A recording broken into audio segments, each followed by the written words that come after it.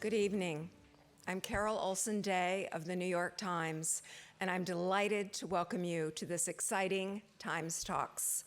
Live here at the Times Center in New York, and we're live around the world on the web. This is the fourth of 5 special conversations taking place today, celebrating the 4th annual New York City Wine and Food Festival, benefiting the Food Bank for New York City and Share Our Strength, and of which the New York Times is proud to be a sponsor. Our next guests are the A-list, and not just because their first names begin with A. They are the A-list because they are 4 of the most accomplished, celebrated, and talented chefs in New York, or anywhere. You've eaten at their award-winning restaurants, the Spotted Pig, the Breslin and John Dory, Butter and the Darby, the Batali Bastianich Empire and Centro Vinoteco, and Anissa. 3 of them are also Food Network hosts, competitors, and judges. And earlier this year, one of them received a glowing 2-star review from the New York Times. You'll meet them in just a moment, but first I'm delighted to introduce our moderator. You know her as the Good Appetite food columnist for the New York Times dining section. Her latest book is Cook This Now, 120 easy and delectable dishes you can't wait to make. She has written 33 other cookbooks, including The Modern Vegetarian Kitchen, which received both a James Beard Award and the Julia Child Cookbook Award. Earlier this week, she told us all how to make focaccia with grapes. Please join me in welcoming Melissa Clark and our very special guests, April Bloomfield, Anne Burrell, Alexandra Guanacelli, and Anita Lowe.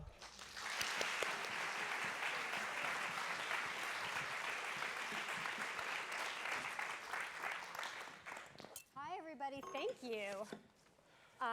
We brought our wine. We heard there was a wine tasting later, and we thought we would just warm it up for you guys. So I have with me, obviously, 4 of the top chefs in New York. And to be a top chef in New York is no easy thing. I mean, these women have worked so hard to get where they are.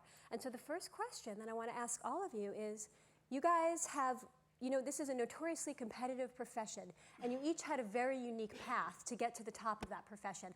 I want you all to talk about how you got there, your specific unique path, and also what are some of the obstacles that got in your way that you were able to, rise above.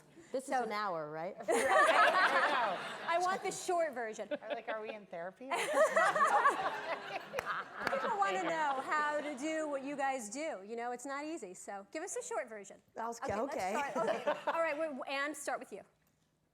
Okay. Really? Yeah, okay. really. Tell us how you got to do. Just how all right, so let's talk about the obstacles then. What were the biggest obstacles that you had to, get through to get where you are? I have to say, some of the biggest obstacles that I've had have been, I call myself a sparkly person, and I'm a lot of energy, and I'm a big sort of in your face, and I have found in my career that scares people.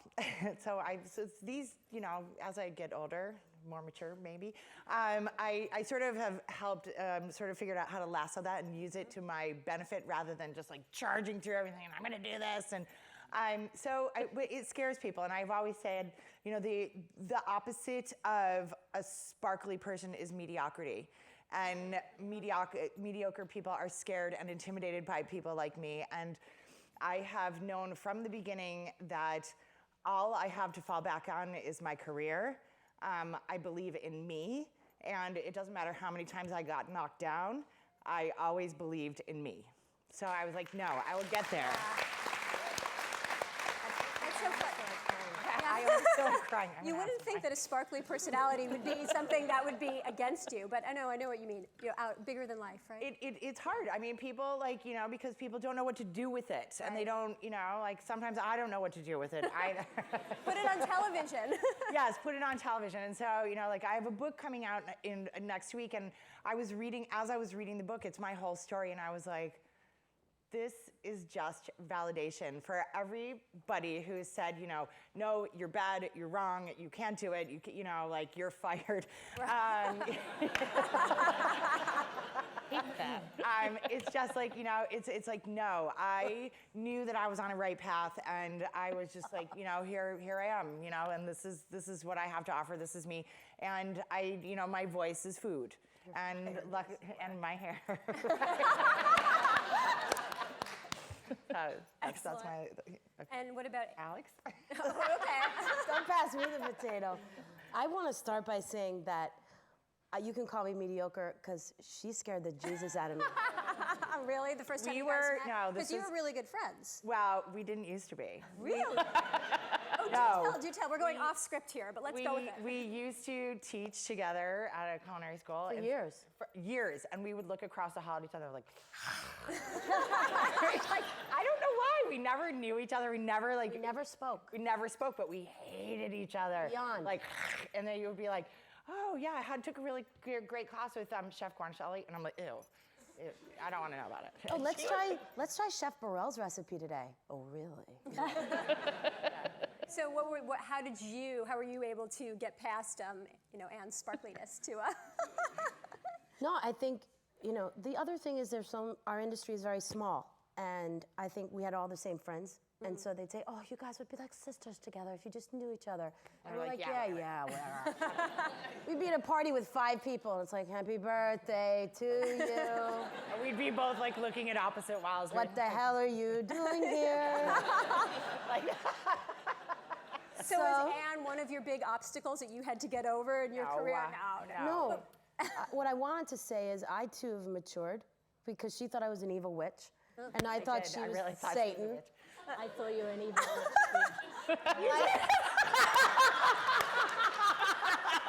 I'm leaving. I'm gonna lie.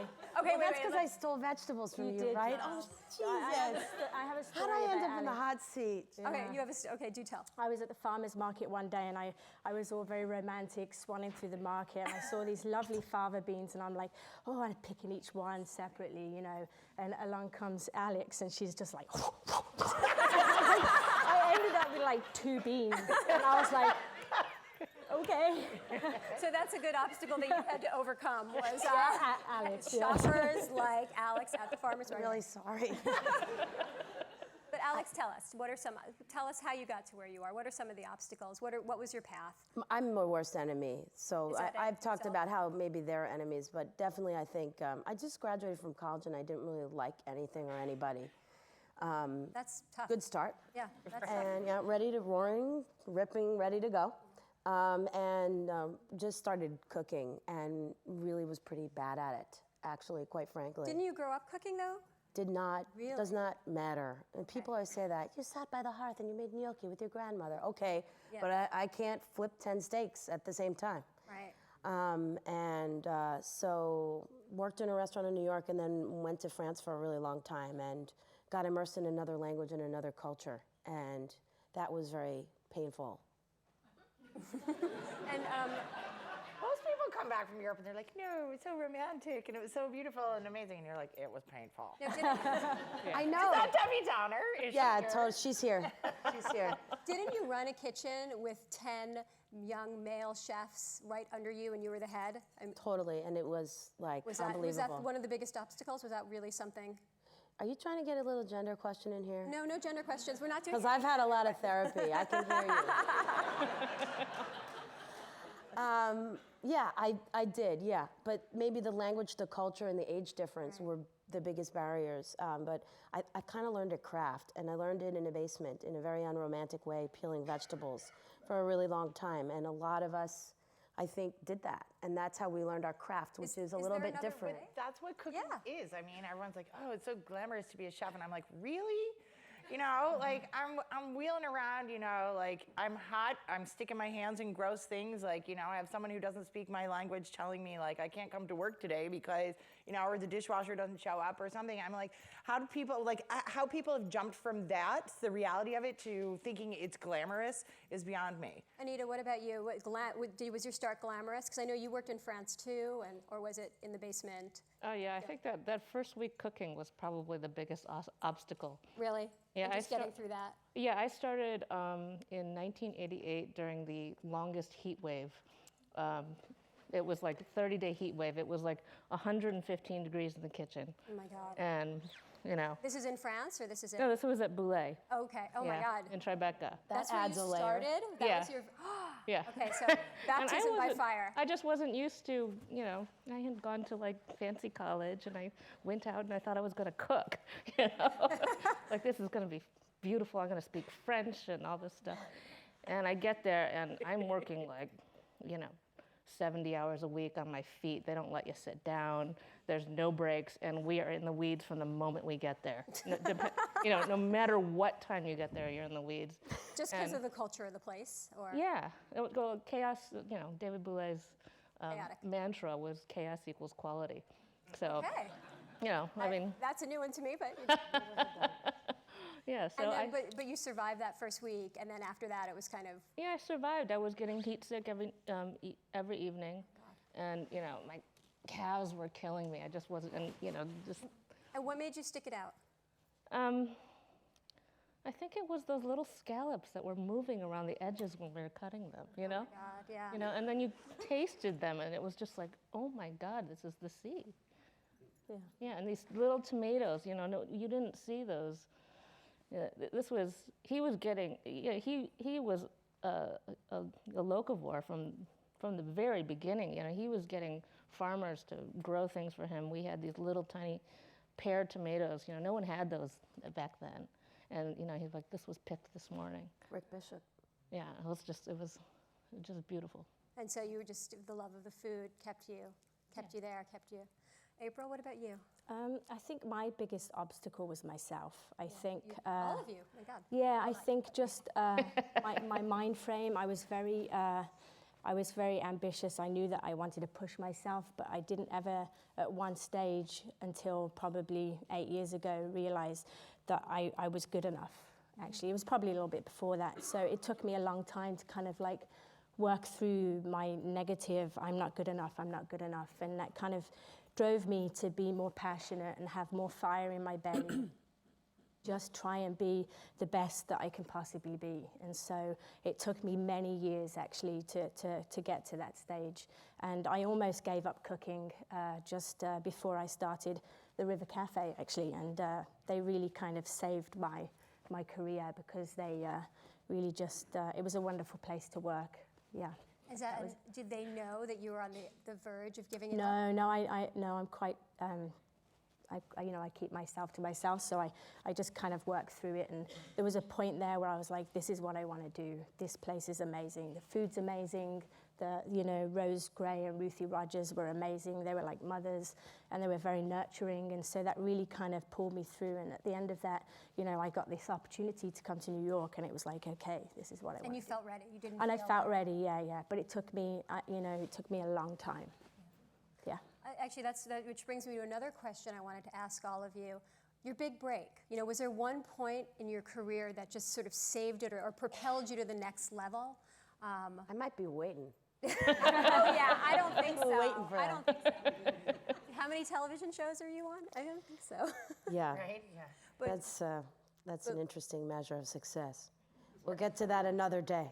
Actually, it's a good question though. Do you feel like there is success that you haven't reached that you're trying to reach for?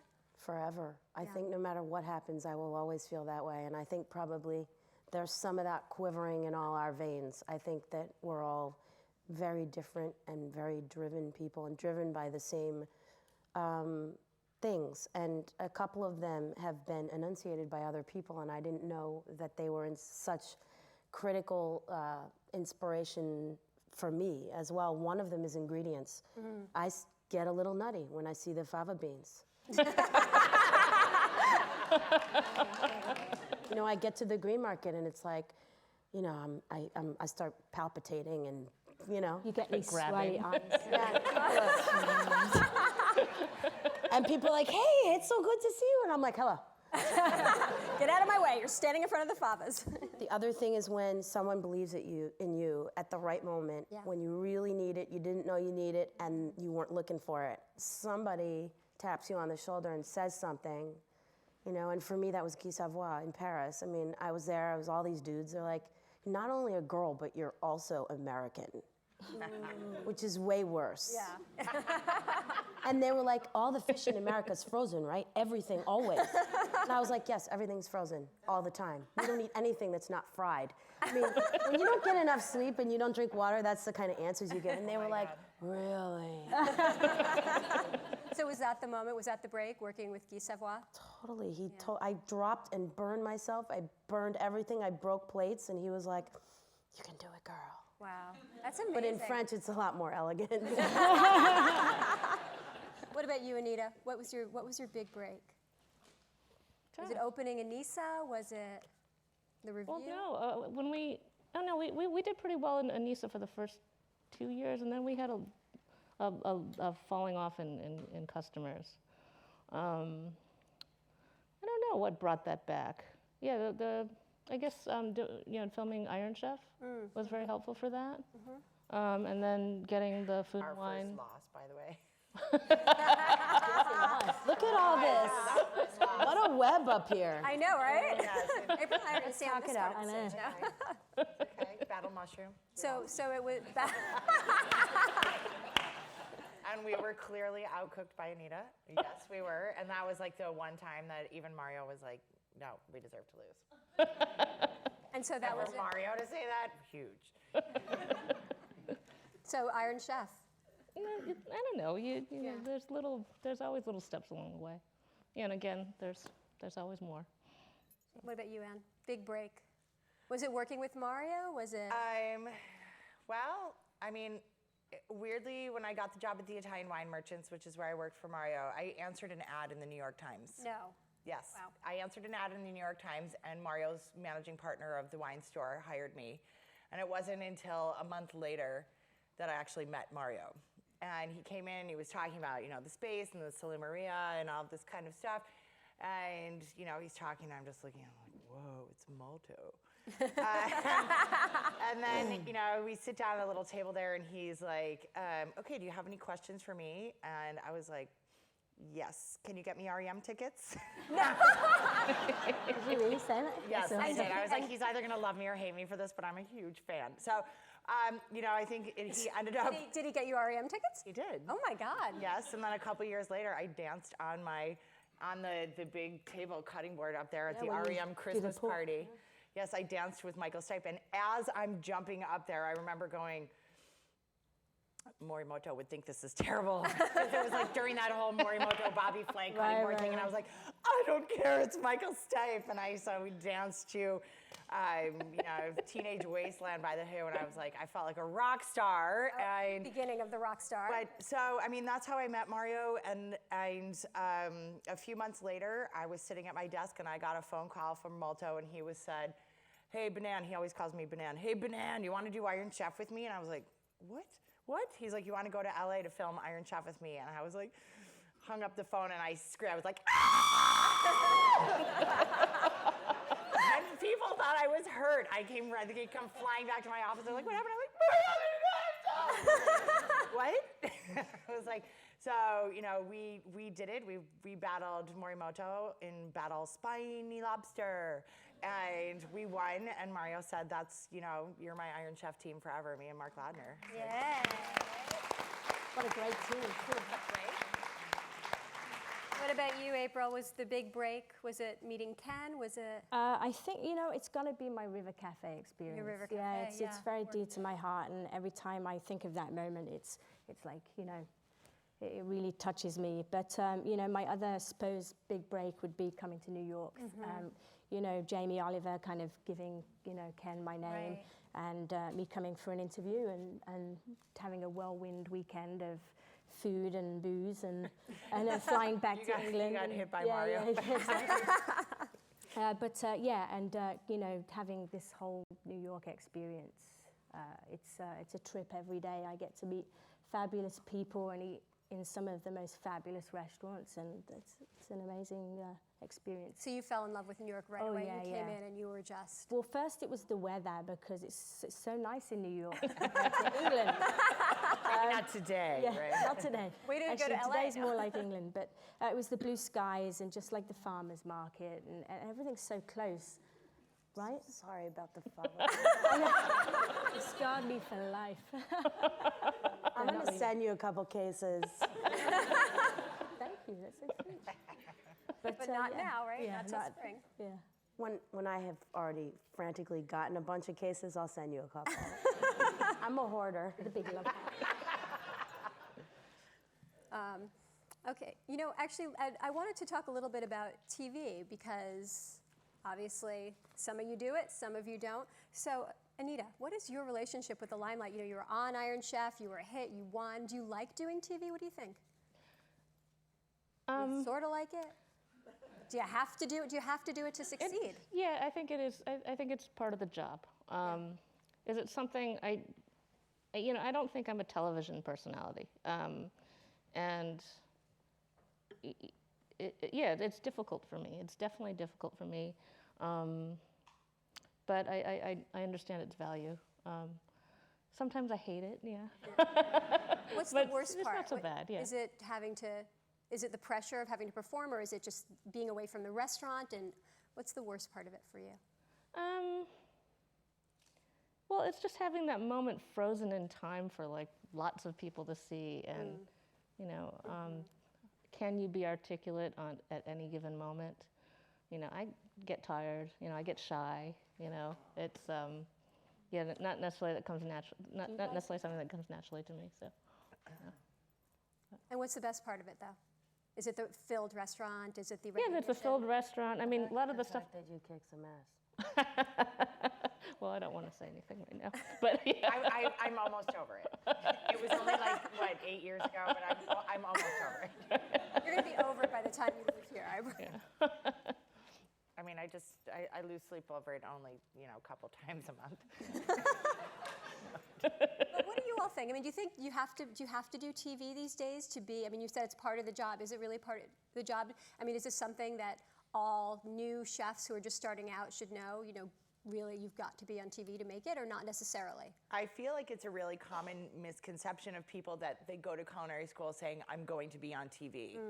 You will not. You will not. If you go with that in mind, you won't get there. I mean, it's you think of how many millions of cooks there are and how few there are on TV.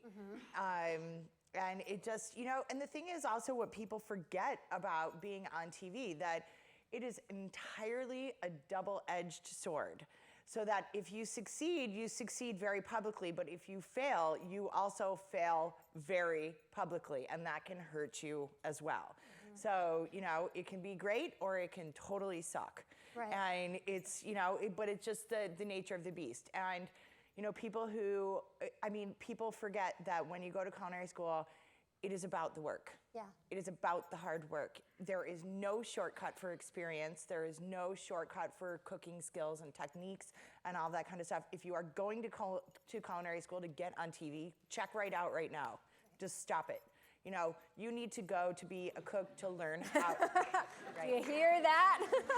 No, if you want to be a cook, you need to learn how to cook. You know, learn how to cook, and your passion will get you on TV. That's what will make it for you. Be a superstar, be a rock star.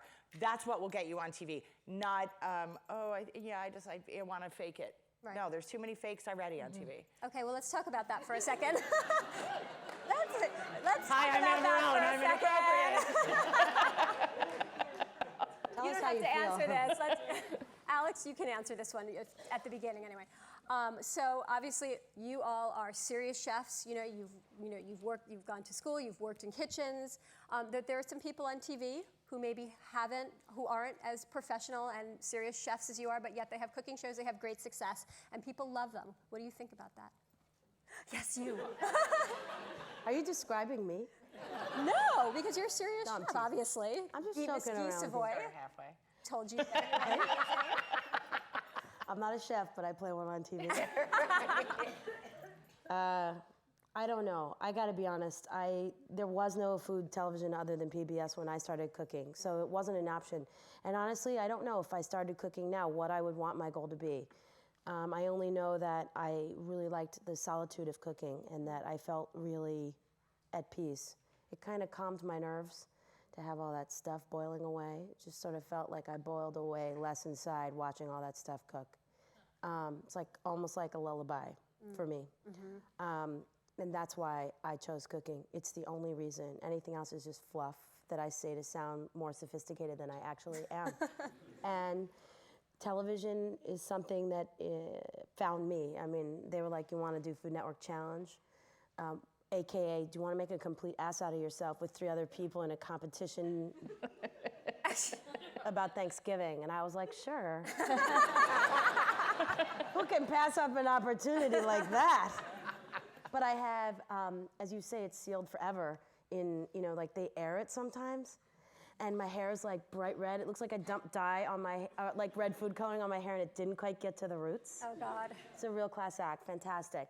But it worked, I mean. Yeah, and I just kind of went from there and whatever else. But in all honesty, I mean, I think the appeal of any one personality on television, to me, the ones that resonate with me, like you, or like others that I really love, like Bobby Flay, have those authentic, visceral experiences behind their energy on TV. And they are like a live wire. Right. They're a spark.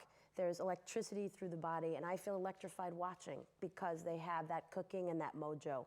And I think that that's what people in audiences gravitate to. And I cannot imagine cooking on television and not having any cooking experience. I don't know how people do it. I couldn't do it. I mean, I did a cooking demo today, and I was like, I guess I can look up for a minute, but I still like just looking up. Yeah. So you know how hard it is to look up when you're cooking? You're like, I'm so excited.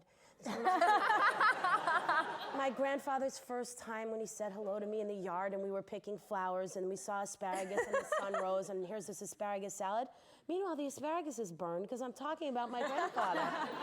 It's very, very hard. What were you saying in the green room, Anne? You were saying that it's easier to... Well, I mean, there are a lot of people on TV I mean, to have a TV show, you have to be entertaining. I mean, it has to be, otherwise no one's gonna watch. And so they need people that can cook and talk. And it's a really hard thing to do. And if you know, a lot of people who can cook are, sort of what Alex is saying. It's the solitude of the kitchen. And so they're not great talkers. They're great chefs, great cooks, but not great talkers. So there's people that can talk and sort of cook. That's who makes it on TV a lot. And what about you, April? What's your relationship with TV? How do you feel about when you have to do it?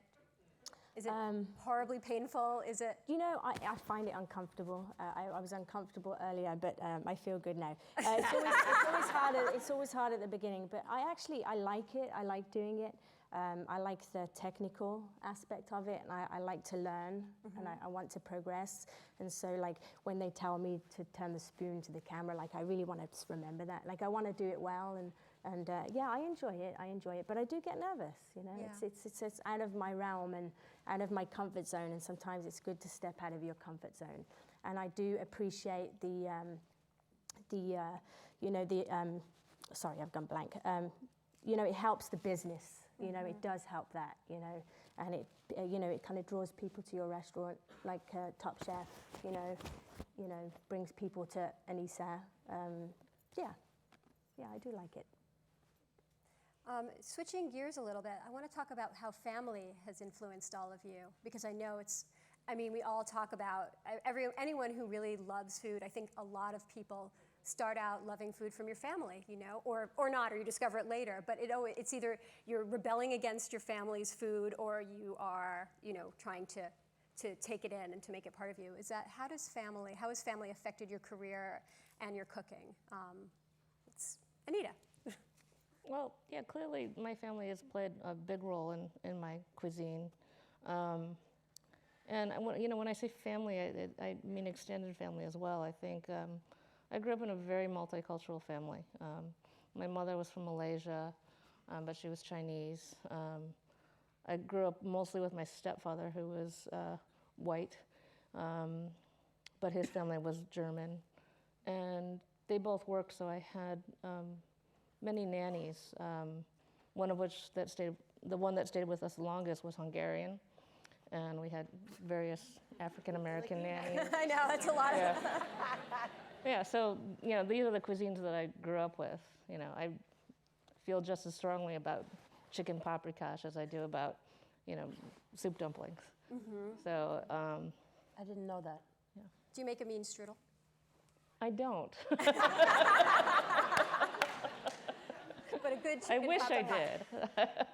But a good chicken paprikash. So, so was food just a big part of? Oh yeah, my family was completely food obsessed. We would, we traveled a lot as kids, and often it was just, we need to go try this. We need to go try the mussels in Belgium. Really? Yeah. So you would do, food tourism? Oh, absolutely, yeah. That was before it was even popular, I think. It was like the beginning of. Well, Chinese, Okay. Got to go to Belgium and have the mussel. Of course, that's exactly where I was going with that. I'm Chinese. I need to go to Belgium for the mussels. Yes. And what about you, Anne? Though? What? What about you and your family? I grew up in a little town outside of Syracuse, New York. I'm called Cazenovia, and it is like Beaver Cleaverville, USA. It is a slice of America. So you fit right in. Yeah, we had like.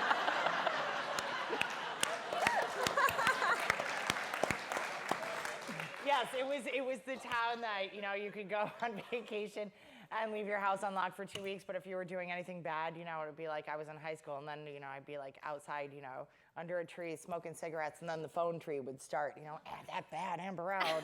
So now I go home to my little town, and people are like, you babysat for my, and I'm like, nobody would ever have me babysit for that.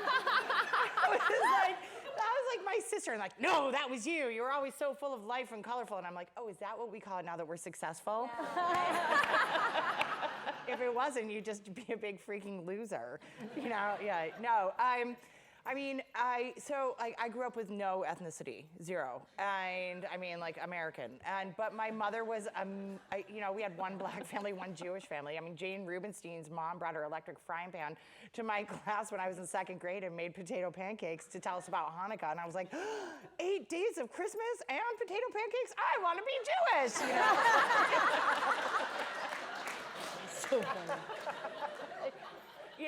But my mother was an amazing cook, and my mother was extremely creative. And so she had a business where she had a giant herb garden in our backyard. We had a huge vegetable garden. What did she do? She would grow herbs. She would plant herb gardens. She would, dry all this stuff. Like, I remember, we went on a picnic when I was a kid, and my mom makes the best tuna fish sandwiches, but my brother at 7, she would put all herbs in the tuna fish sandwich, and my brother at 7 would be like, I hate lovage. Most adults don't even know what lovage is, Like, I love it now, but when you're, a kid, you want, I just want, Wonder Bread and, regular mayonnaise. But we decorate our Christmas tree with cookies, gingerbread cookies. We didn't have ornaments. My mother was like, Martha Stewart on steroids or something, decorating all the, for weeks ahead of time. And and my mom was a really good cook, but she would make just enough. No second. So it was and I tease my mom now, and I'm like, Mom, I think that's why you got divorced, because you just annoyed Dad to death. No, I just kidding. No, I've never. That's what she would kill me if she ever heard me say that. She's definitely. I'm inappropriate. No, but it was always the thing. Or she'd be like, "Can't we share?" And I'm like, "No, we cannot share." And so, as an adult, my mother coming to New York, and I'm like, "Mom, we're going out for a tasting menu. It's a lot of food. It's expensive. I'm paying. Accept it and move on." Yeah. So, and then she just starts having wine, and she's fine. No, but my mom was a great cook, and I just thought everyone's mom was a great cook. And then I got to college, and I really realized, my roommate in college was anorexic, and I realized, oh, there's a huge correlation between happiness in life and eating. And I'm really happy I'm really happy to be the eating one. You can be eating your frozen peas over there in the closet, knock yourself out, Cannot believe you. You are fantastic. That's what she was doing. She'd like crunch dry rice, and I'm like, you'd walk in, you're like, what is all this rice on the damn kitchen floor? And she'd eat like ketchup off of chopsticks, and I was like, really? What are you doing? So like, I think a lot of those things, formed my passion for Going toward your mom This has and away spiraled from. way. I know. I'm out of my league. I don't know. Is it getting hot in here? All right, we're going to move on to Alex, who's going to tell us about. Oh, well, I grew up in Midtown Manhattan, across from the Carnegie Deli. I know. That's like the biggest reaction we've gotten all night. Your mom. Yeah, my mother. My mother has edited a few cookbooks. A few. I know. Mother is a renowned Hence, I don't cookbook have editor, one. yeah. You know, if Yeah, Steven next question. Spielberg is your dad, don't direct a movie. Note to self. But my mother started editing cookbooks in 1980, and she started with Classic Indian Cooking, which is an Indian cookbook written by a woman named Julie Sadi. It's a black and white cookbook with only line drawings, and still in print, and you can still get it at Barnes and Noble. I mean, It's a classic. you know, a classic, 31 years for an Indian cookbook to be in print. So Julie Sani came over to my parents' house and cooked Indian food, and I mean, it was just really confusing. What was confusing? She heated up a wok and threw all these chilies into it, and she's like, I'm gonna make this incredible thing. And I'm like 9, and I'm like, okay. And she dropped them, and the wok flamed, and the whole kitchen flamed, and chilies were everywhere, and we choked. It was so bad, the air was filled with chilies that I ran out in the hallway with her choking. And I mean, I know. And for a year, my mother. Someone like that on Worst Cooks last year. For a year, we ate Indian food. My mother cooked her way through the whole book. And my dad was like, if you make one more basmati rice, pilaf, I'm leaving. So my mom was like, well, that's really good, because now I'm doing a book on the food of Emilia-Romagna. So for a year, we ate that. My dad said, if you make one more dish with chicken and balsamic vinegar, I'm leaving. The Cake Bible, Rose Levy Birnbaum, that was a really good year. I'm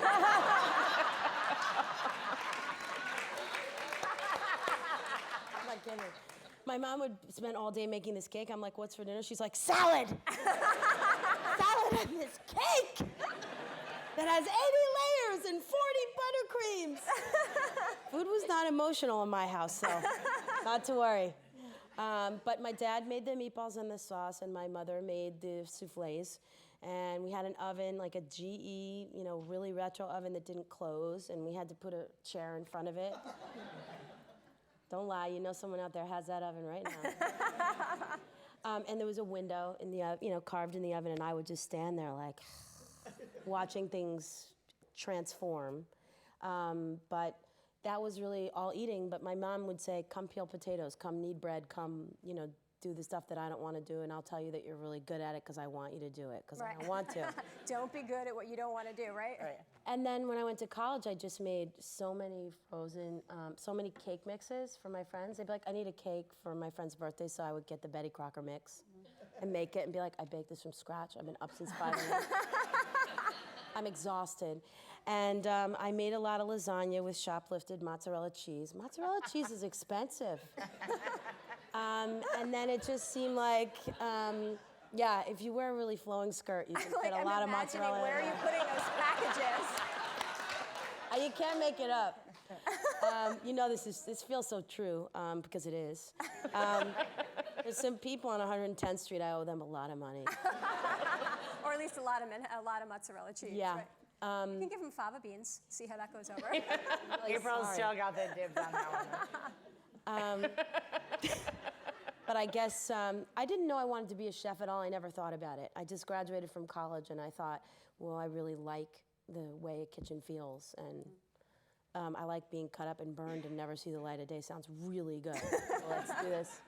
So it was a masochist in you that was. It's very masochistic to be a chef. It is. Yeah. It your is. Your hands, your arms, just physically. Yeah. What the toll it takes, is really unbelievable. No? I'm just thinking about that party that we went to Melanie Dene's My Last Supper party, and she had all these SM people like dressed up in leather all over the place. Is there a correlation between chefs and leather?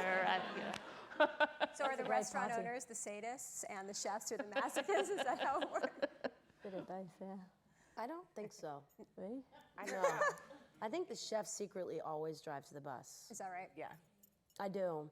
And I think for restaurants that really work, that's how it goes. You got to have that person that everybody either loves or fears, or a mixture of both, that you know is driving that, putting coal in the passion fire every day, to know that those people have a reason to come to work. I'm sorry I'm late, chef, says a busboy. And I think, why does he know that I care that he's late? Right, And 'cause I'm you like, do. and I feel touched. I turn away and I think, this is so sweet. And then I turn back and I'm like, don't be late tomorrow.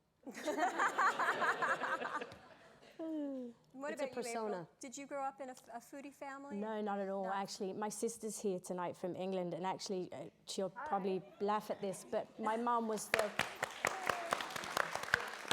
the worst possible cook ever, actually. And she always used to say things like, "Oh, do you remember when I used to cook duck orange?" And we're like, "No." Well, I remember the time when you cooked pig's feet for the whole day and it stunk out the whole house, and then you served them all still looking like a hoof with 2 slices of carrots.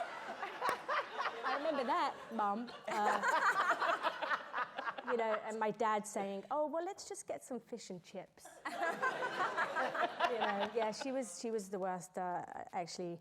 But my sister is a fantastic chef, and So how did two of you end up as chefs, just to get away from, just Well- to cook yourself something good to eat? Or? yeah, pretty much, actually. We probably would have starved, actually, if we had not got into cooking. But my eldest sister started at cooking school, and my middle sister did too, Tracy, over there. And I just remember working with Tracy, and she was so, she could look at something and be like, "That's done." And I'd be like, "How does she do that?" I just wanted to aspire to be like her. And I don't know where, I think it was survival, really. I don't know. Yeah. But I read in the New Yorker article that you wanted to be a policewoman. I did, yes. So, and that was and because you got your. And now she is. Like packing did. heat. Where's your gun? Well, Where's your gun? I wanted to wear the uniform, and I was like, I wanted to walk. The real reason comes out. I wanted to walk the beat, and then I saw my sister Tracy come into the kitchen one day, and my mum sat me down. She's like, "So what are you going to do? You leave school in 3 weeks. You have 3 weeks to make up your mind. You didn't get into police school." And I saw my sister in her chef whites. I'm like, "Oh, I could do that right there, and I could survive by cooking myself something to eat." So that's what I did. I went to cooking school, and I did my first year, but and my second year just came very naturally. But I walked in that kitchen the same as you, I instantly knew. I could smell the spices, I could see the wok, I could see the tandoor oven, and I was like, I'm going to give this 110%, and I'm going to try and do it. And if I finish school, then I'll reapply for police force, but at least I'll be able to cook a lamb chop. So that's what I did, and then I didn't ever reapply. Right. So the police force they're unlucky. They've lost their great lamb chop cooker. Yeah, right. I know. Damn. What about influences for all of you? Do you have early influences now? I mean, I'm talking about specifically, in the kitchen, people who you look up to and learn from on a kind of constant level. Does that mean people you cook like?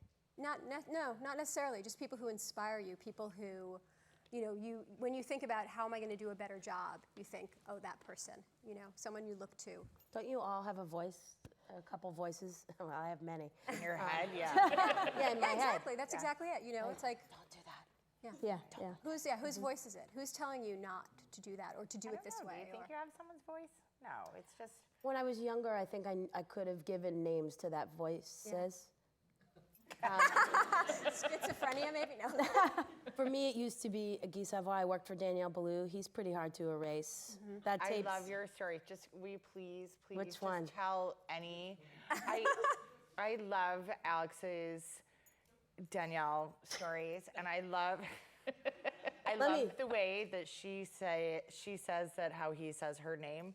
But there is one story of like how she was cooking fish one day, like the classic Danielle potato wrapped fish, and she had like 10 of them in the pan. Please tell that story. I mean, that story has several parts to it. He is a potato crusted bass, and it's got to be cooked just so. Otherwise, the fish starts leaking liquid, and the potatoes outside it don't get crispy. The dish is kind of like mixing oil and water together and expecting it to be really effective. And so I was cooking all these fish, and No, but just say how he says your name. Alexandra. So I went from Alex to Alexandra. Love it. By the way, that's affectionate, FYI. So you'd say, oh, Alexandra, what happened? You know, what happened to you here, huh? And I'm having a good night right up until that point. I'm like, what, are you kidding me? I'm crushing this.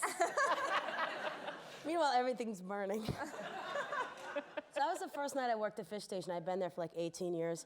And they were like, okay, you can cook, Warren and Shelley, go ahead. And so I'm cooking all this fish, and I kind of have like a little meltdown. And I'm working with this other really French dude who's basically telling me that I suck the whole time. And I said, you know, don't tell me I suck or whatever else. And Danielle came over and he said, oh, I'm going to get in trouble for telling this story. Danielle, I'm sorry. He said, the day you teach him how to cook, shit will be falling from the sky.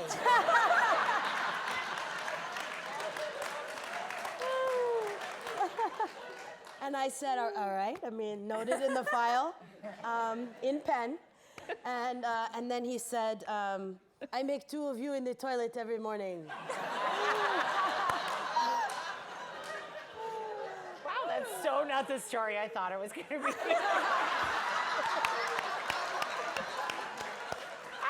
Waiting for this story where you're standing there and you have 10 bass in the pan and you're like, one starts to burn, and once one starts to burn, they all start to burn, and Danielle's standing there talking to you, and it's Alexandra, you know, and you're standing there and you're like, he looks over to do something and you have the whole pan in the garbage, and before he does it, pans on back on the stove, and oil in there, butter, whatever, and then, yes, Danielle?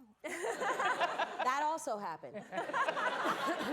So I would say You have to be really quick and athletic to do that. Now, let me tell the other side of the story. And is this all because he's obviously a big influence?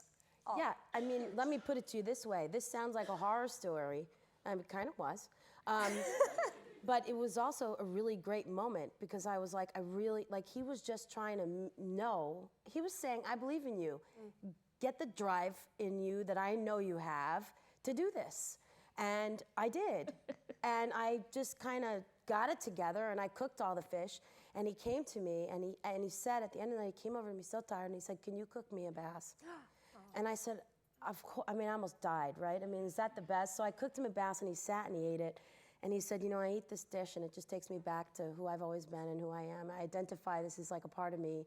And he said, and I love to watch you cook because I know that you cook with so much love, and you just pour so much of yourself into every dish. And I thought, what a roundabout way to get to Tinseltown. Yeah. But it really worked. And I have cooked with Danielle's voice in my head for years. I mean, it has been a moment where I've said, I can just not get that last pin bone out of that fillet of salmon. No one's going to care. I don't have to wash the spinach the 4th time to make sure it's not gritty. And that level of standard, I know Danielle wouldn't have it. And that standard for me was instilled in me. Now, you can say it was done in it's a very funny way. And Danielle Ballou, he is just fantastic with the one-liners. So, you know, that molded me. And so now you've got those one-liners just... I don't say that stuff. I did that for a couple years. It doesn't work out when you're not Danielle. Right. I just look now. And I think maybe you guys have a look too. Maybe you just kind of look and you give the Clint Eastwood look at the cook, and the cook looks at you and you look back at them and there's tumbleweed and a little music. And you don't need to speak. And then you turn around and they throw the fish in the trash. So they hide stuff from me. Servers come in, they're like, Chef, I know you 86 the duck and there's none left. And I'm like, there's no duck? And they're like, they went out in the back like, there's no more duck, don't order any duck. There's no more, I forgot to order it. You know. What about you, Anita? Influence, voice in the head. I find influences anywhere, you know? Really? I mean... Is there one person that you've cooked with, or does it shift constantly? If there's one person that has probably influenced me most, is probably David Waltuck. And you were at Chanterelle for how long? I was there for about a year and a half, and then I went back and helped him for a couple of months at one point, right before I opened Anissa. But he taught me so much about flavor and just getting the balance of each dish and each sauce just right, and working it until it got to that point. Are there any techniques that you find yourself just, every time you think of him, or anything that you do that just brings him up on kind of a weekly or daily? Anytime I use truffles, I think of That's nice. I think of David Waltuck, butter. So that would be an hourly occurrence. Yeah. And do you hear his voice? Say? No, it's not that crazy. It's not. That's only Alex. Maybe Anne. What about you, Anne? Do you have Mario in your head? Yeah, Mario and Lydia Bastianich.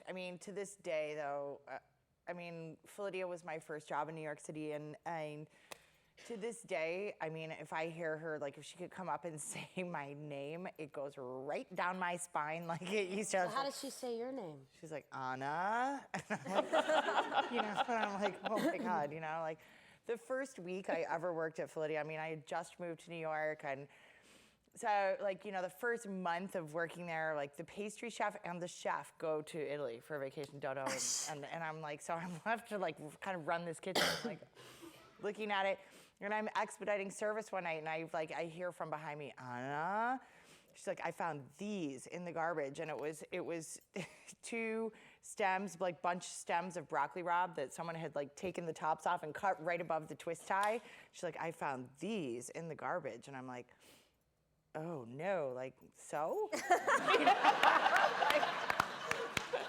So she's like, I think that you could peel these and and serve them for family meal tomorrow night. And I was like, okay. So here I am, trying to expedite, peel broccoli rabe stems. She leaves the kitchen, and all the cooks look at me, and they're like, she's trying to make us eat garbage. And I'm like, so of course, I peel them, I put them out the next night. Of course, nobody touches them. So after that, I learned how to bury them in the garbage.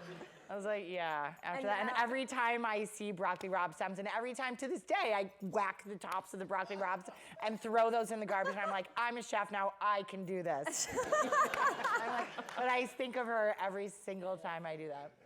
But was she aside from that, was she a big... Philadelphia was, it was the hardest job I've ever had, but I think it was the hardest job I ever had because I think I was so hard on myself. And I was so white-knuckled about it. And it's anything that you hold on to with a white knuckle, of course you're gonna screw it up. Totally. Because, it's I couldn't relax. I was and I would go to work every morning though and say, I'm a sous chef at Philadelphia, which is in one of the top restaurants in New York, which means it's a top restaurant in the world. I am a sous chef at one of the top restaurants in the world, and I was so proud to have that job, and I wanted to do such a good job at it that I made myself and everyone around me miserable. I was a bitch. I was terrible. But it's just because I cared so very much about what I was doing. And I think that's also, not to really hit the gender thing, but girl chefs, girls are hard on themselves anyway. And when you're in a really hard industry, and then you have that on top of it, you beat yourself up far more than any guy would ever do, probably. Totally. You're harder on yourself. Then, I lost weight. I would wake up every single night and I'd be like, did I order this? I drove myself crazy. I really did. And I was finally, it was I have to leave here. I have to leave here. And they're like, yeah, you do. But they didn't want to eat any more broccoli rabe. I know, but there's things that, throughout your career, things that have happened and things that always stick with you. They might not be a daily reminder, but it's the journey, it's the fabric of your career that makes up all the stuff that, allow us to be the people that we are, that make us able to sit here and tell you about it. It's just, and it's kind of, it's you wear those sort of things now with pride. And, I've made it, I've done it, but you look back at it and I'm you think of all the Thanksgivings and the Christmases and stuff that year, one year I was working at Christmas, on Christmas Day, because it was at this little Italian restaurant on the Upper East Side, and like the owner was sure that every Jew in the Upper East Side was going to come to our place for Christmas dinner, and of course like 6 came. And then I went home, and I'm sitting in my little tiny apartment by myself with my 4 Christmas presents that my mom had sent me, smoking cigarettes and drinking wine, being like, this sucks. And I was like, I don't care what happens, I'm never working on Christmas again. And have you? And no, Okay. I never have. All right, then you can set the rules. But it's all that kind of stuff. You're just like, you just do it. You put your head down and do it. It's because you have to. Crying in the fridge. And really because you helps. want to. Yes, there's some like innate weird drive that makes you have to do it. It's a need that you have to do it. Yeah, I cried in the fridge a lot. Crying in the fridge. Oh, yes. crying in the walk-in. Walk-in's definitely good crying in stuff, the walk-in man. or going in the ladies' room, sitting on the toilet with my I'm not gonna let them see me cry. April, crying Not in the gonna- fridge, crying in the I've walk. never cried in the kitchen. Never cried in a kitchen? No. Wow. I was very adamant. Never do pastry, never cry in the kitchen. Day one. It's a good rule. Any young women chefs, never pastry, never cry. On that note, I would like to thank all of you for being here.